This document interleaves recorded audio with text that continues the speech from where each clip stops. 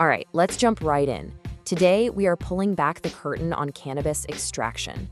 You know, that whole process that takes a simple plant and transforms it into the super potent concentrates you see pretty much everywhere now?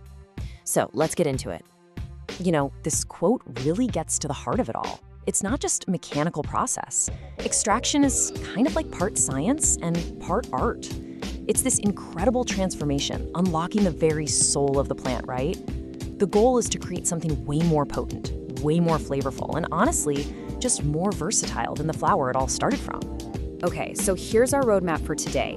We're gonna start with the basics, the art of extraction itself. Then we'll get into the two main paths you can take, solvent versus solventless. After that, we'll explore the heavy hitters in the solvent world, and then check out the pure solventless methods. And finally, we'll bring it all together to help you figure out what's your method. All right, first up, the art of extraction. So how does cannabis become so much more potent, flavorful, and versatile? Well, let's start with the absolute basics.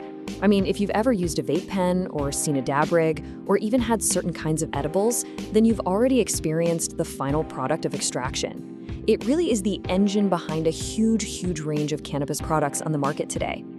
So what is it exactly? Well, at its core, cannabis extraction is really just a process of isolation. The whole idea is to pull out all the good stuff. We're talking about cannabinoids like THC and CBD, and of course the terpenes that give it all that amazing flavor and aroma, and separate it from the rest of the plant material. What you're left with is a super concentrated product. Okay, now here's where we get to the really big philosophical divide in the extraction world. When you talk about how this all gets done, the industry basically splits into two major camps. And this one choice, whether to use solvents or not, it's like a fundamental fork in the road. It really defines everything that comes after. And the difference is actually pretty simple when you break it down. On one hand, you've got solvent-based methods. These use chemical aids, things like butane, CO2, or ethanol to literally dissolve and pull out those compounds. But on the other hand, you've got solventless methods, which rely purely on mechanical and physical forces. We're talking heat, pressure, and water to get the job done. All right, let's talk about the power of solvents. We're gonna start with these guys because honestly, they are the workhorses of the industry. These solvent-based extractions are responsible for a huge chunk of all the concentrates you'll find on the shelf. So first up, we've got BHO, which stands for butane hash oil. You can think of this one as the rough and ready option. It's super effective, gives you a great yield, but it's also really demanding. It works like a charm, but there's a big catch. It absolutely requires serious professional gear and super strict safety rules. And BHO is just so versatile, right? This is the process behind those super popular textures like that glassy, breakable shatter, or the softer waxes and butters. What's cool is that it often preserves a really robust, full-spectrum flavor from the original plant. But, and this is a huge but, it all comes down to safety. Butane is no joke. It's highly flammable, so professional labs have to have insane quality control to make sure every last drop of that solvent is safely purged out of the final product. Okay, next up is CO2. Now, if BHO is the rough and ready option, you can think of CO2 as its clean-cut, kind of sophisticated older sibling. It's just a more elegant process, and yeah, it's usually a bit more expensive too. CO2 is really the go-to method for creating distillates, those super refined oils you find in most vape cartridges. And the reason is simple. CO2 is a super clean solvent. It doesn't leave any residue behind, which makes it absolutely perfect for health-conscious consumers who are all about purity. The result is this incredibly clean, consistent oil, which is exactly what you want for things like vape pens. And to round out our tour of solvents, let's talk about ethanol. If the others have their specific niches, ethanol is the reliable workhorse. It really strikes a fantastic balance between efficiency and quality, especially when you need to produce a lot of product.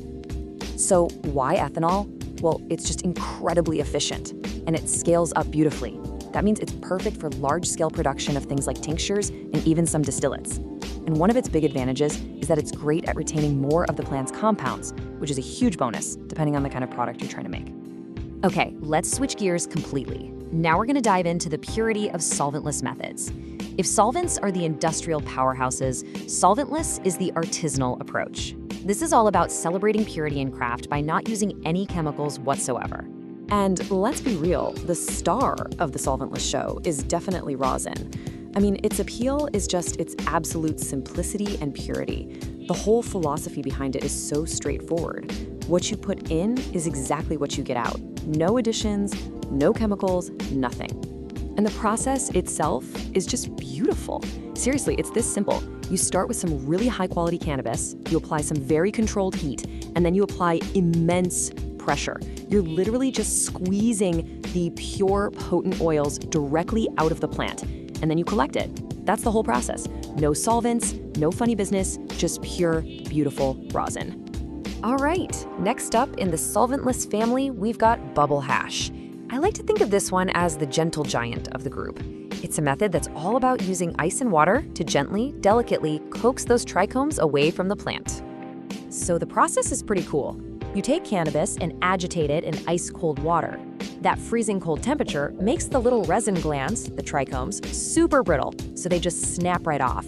Then, all that water is filtered through a series of special mesh bags, and what you're left with is a super pure, classic concentrate. People love it for its clean profile, and honestly, a little bit of nostalgia too. And finally, we have to talk about Keith.